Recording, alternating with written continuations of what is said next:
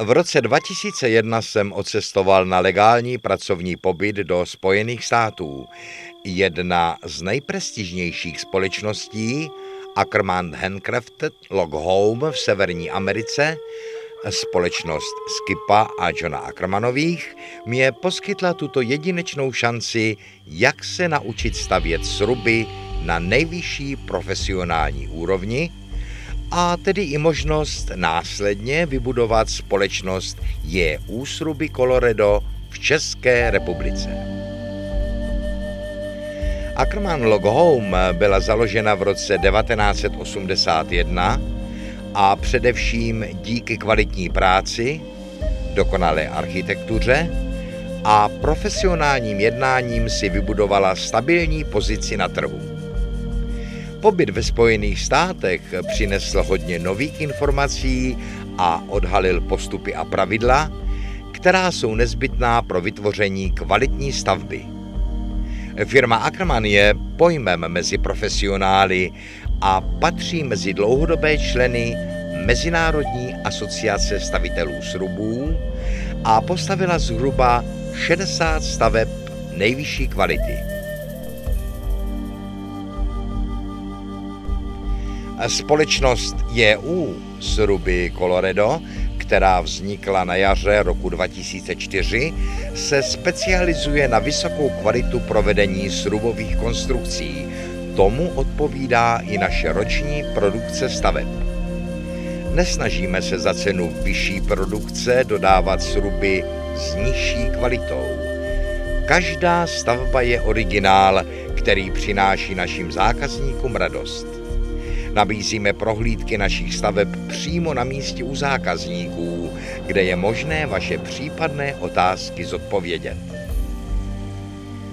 Podíl ruční práce našich řemeslníků, který činí každou stavbu jedinečnou, je patrný především u vyšší kvality zpracování jednotlivých spojů. Toto se následně projevuje během dalších let, kdy srubové stěny sesychají zhruba o 6 cm na 1 metr původní výšky stěny. Naše firma respektuje tyto zákonitosti dřeva. Vyšší časová náročnost při opracování každé klády tvoří z každé stavby dojem dokonale opracovaných a spasovaných masivních klád rozdílných tvarů. Naše sruby jsou určeny k celoročnímu užívání. Jsme připraveni převést vaše představy do reality. Stavíme sruby všech velikostí, od víkendových chat po rodinné rezidence. Výrobna se nachází na Vysočině u Třebíče. Zde se začíná příběh každého srubu. Každý srub vyžaduje citlivé začlenění do krajiny, jež je systémem přírodního řádu. Pro dům, jako je srub postavený z přírodních materiálů, je ideální volit citlivou architekturu, respektující okolní krajinu, podnebí a životní podmínky. Stavba potom působí dojmem, že na místě stojí odjakživa.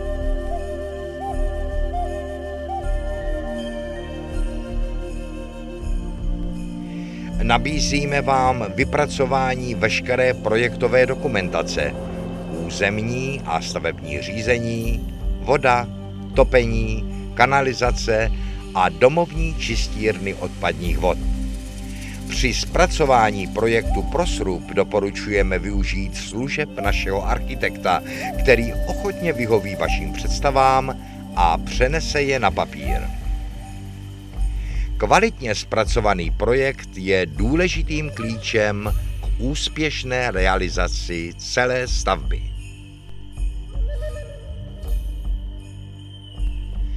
Prvotní je potřeba výběru kvalitních srubových kmenů, které se těží na Vysočině.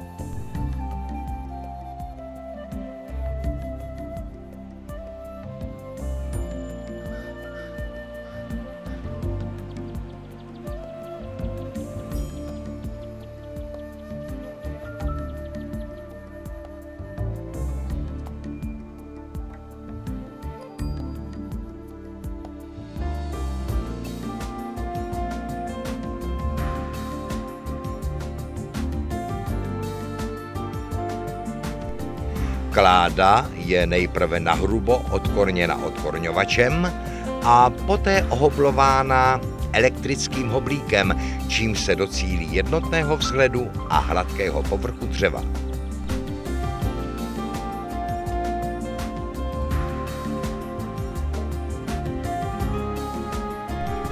Ošetření postřikem proti dřevokaznému hmyzu a houbám musí být provedeno tak, aby dřevo bylo chráněno proti biotickému činiteli.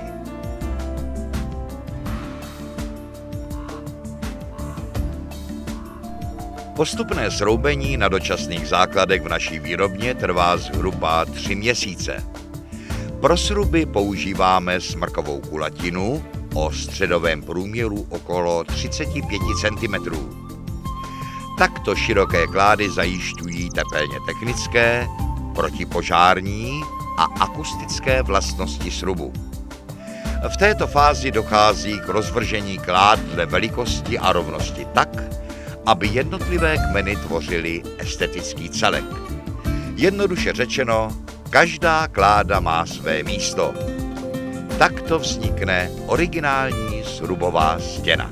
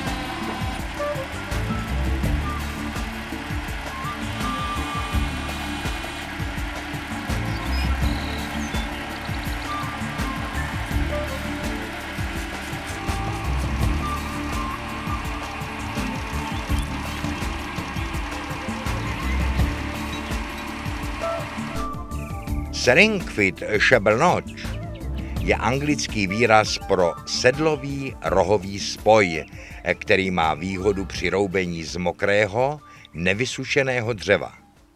Rovné plochy spoje se po sobě mohou posouvat a přitom zůstat neustále těsné.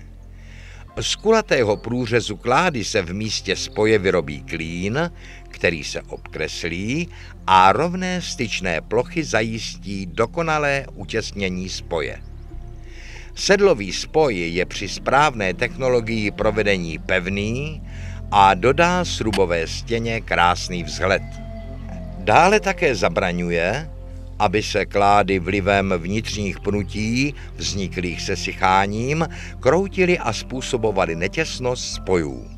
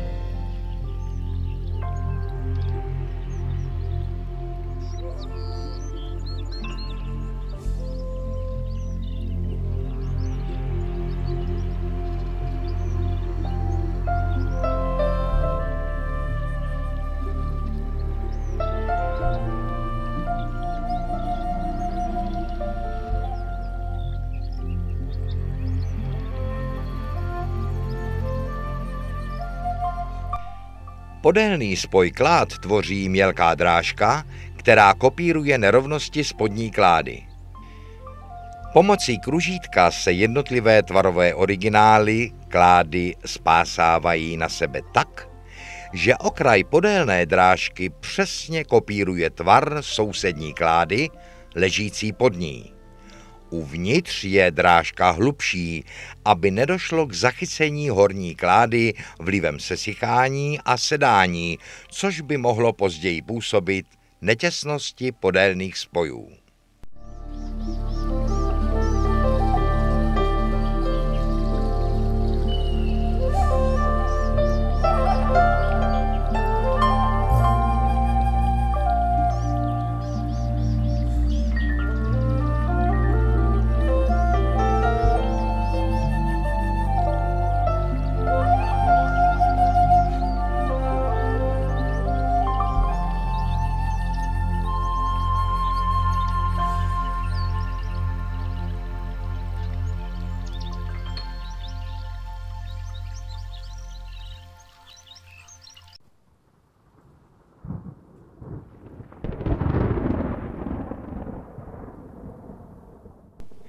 Hrany drážky jsou proto oboustranně doplněny společně s rohovými spoji, izolací z PVC a ve středu drážky ovčí vlnou, kterou naše firma dováží z Rakouska.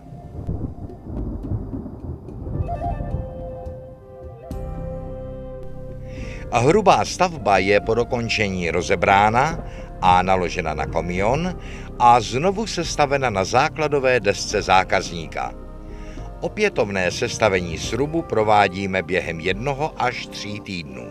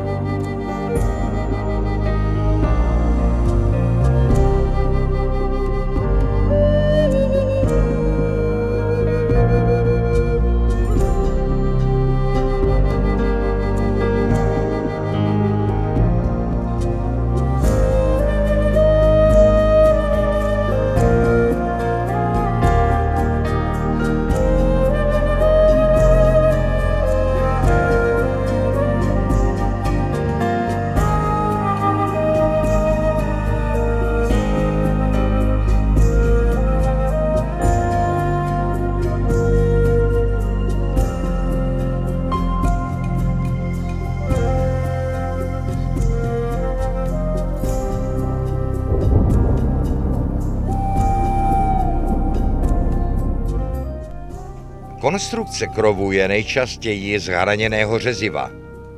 Nabízíme montáž vaznicové soustavy kulatiny kombinovanou s hraněnými nebo kulatými krovy. Po smontování hrubé stavby je dobré celou stavbu co nejdříve zastřešit.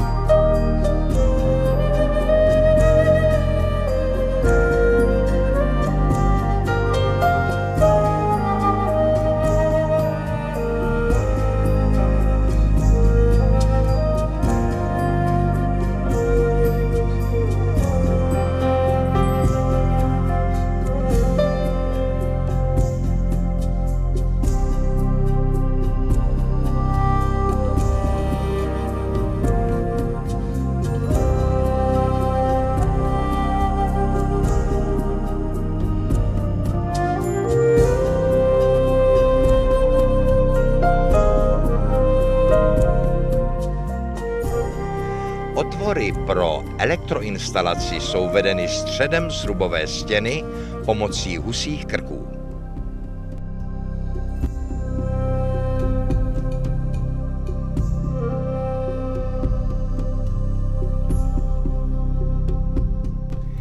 Vnitřní příčky se napojují na připravené drážky ve srubových stěnách.